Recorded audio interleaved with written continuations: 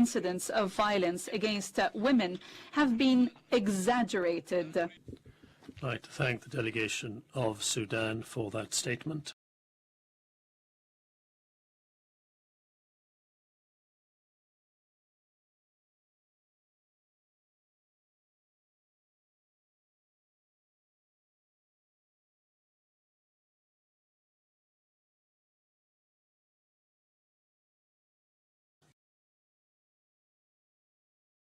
Stoning under Sharia law for unnatural sexual acts should not be equated with extrajudicial killings, and indeed should not have featured in the report.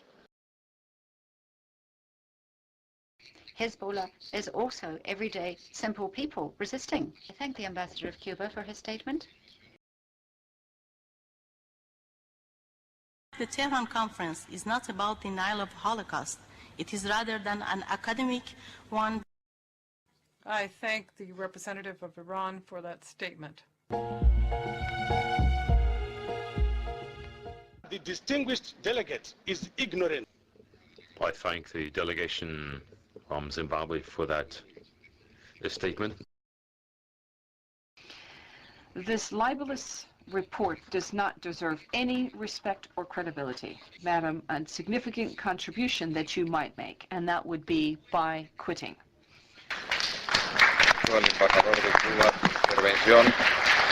Thank you to the delegate of Cuba for his statement. There is an Israeli Holocaust against Palestinian people on a daily basis. I thank the representative of Iran for that statement. Killed, massacred by the invading forces who have come from the planet Mars, which they now call the Israeli occupier. I thank the delegation of the Syrian Arab Republic for its statement. Massacres against the displaced people, women and children, those were deliberate acts by the Israeli warplanes. Thank you for that statement. Deliberate massacres of civilian populations took place. I thank Mr. Jean Ziegler for his additional report. The Holocaust is going on, and it is an Israeli Holocaust against the Palestinian people. I thank the Ambassador of Palestine for his statement. A continuación, el uso de la palabra un representante de United Nations Watch. Thank you, Mr. President. 6 decades ago, in the aftermath of the Nazi horrors, Eleanor Roosevelt, René Cassin, and other eminent figures gathered here on the banks of Lake Geneva to reaffirm the principle of human dignity. They created the Commission on Human Rights. Today we ask, what has become of this noble dream? In this session, we see the answer. Faced with compelling reports from around the world of torture, persecution, and violence against women, what has this Council pronounced? What has it decided? Nothing.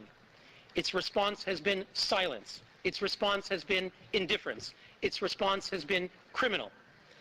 One might say, in Harry Truman's words, that this has become a do-nothing, good-for-nothing Council. But that would be inaccurate. This Council has, after all, done something. It has enacted one resolution after another, condemning one single state, Israel. In 8 pronouncements, and there will be 3 more this session, Hamas and Hezbollah have been granted impunity. The entire rest of the world, millions upon millions of victims in 191 countries, continue to go ignored. So yes, this Council has done something. And the Middle East dictators who orchestrate this campaign will tell you it is a very good thing, and that they seek to protect human rights, Palestinian rights. So too, the racist murderers of Darfur women, the rapists of Darfur women, tell us they care about the rights of Palestinian women. The occupiers of Tibet care about the occupied, and the butchers of Muslims in Chechnya care about Muslims. But do these self-proclaimed defenders truly care about Palestinian rights? Let us consider the past few months. More than 130 Palestinians were killed by Palestinian forces. This is 3 times the combined total that were the pretext for calling special sessions in July and November. Yet the champions of Palestinian rights, Ahmadinejad, Assad, Gaddafi, John Dugard, say nothing. Little 3-year-old boy Salam Balusha and his two brothers were murdered in their car by Prime Minister Haniya's troops, why has this council chosen silence? Because Israel could not be blamed. Because, in truth, the despots who run this council couldn't care less about Palestinians or about any human rights. They seek to demonize Israeli democracy, to delegitimize the Jewish state, to scapegoat the Jewish people. They also seek something else, to distort and pervert the very language and idea of human rights. You ask, what has become of the founder's dream, of Eleanor Roosevelt, of René Cassin, of John Humphrey, P.C. Chang, Charles Malik, who assembled here in Geneva 60 years ago?